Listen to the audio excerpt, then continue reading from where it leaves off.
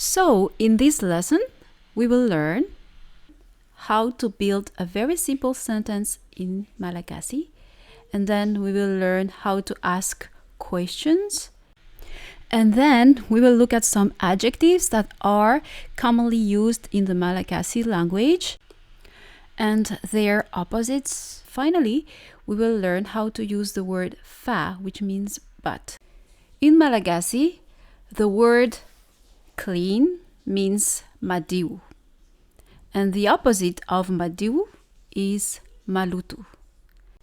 Example, madiu ni akanjoko, and the opposite would be malutu ni akanjoko.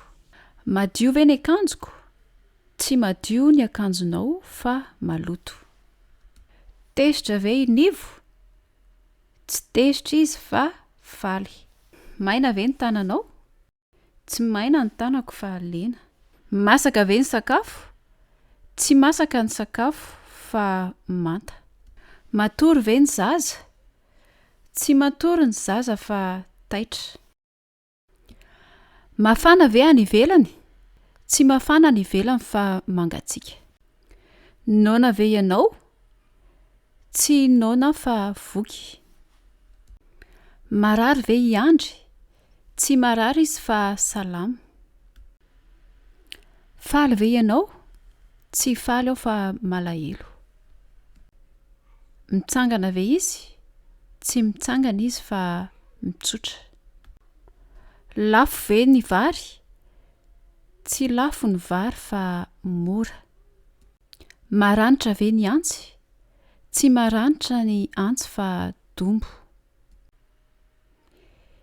Avo ve ny latabatra?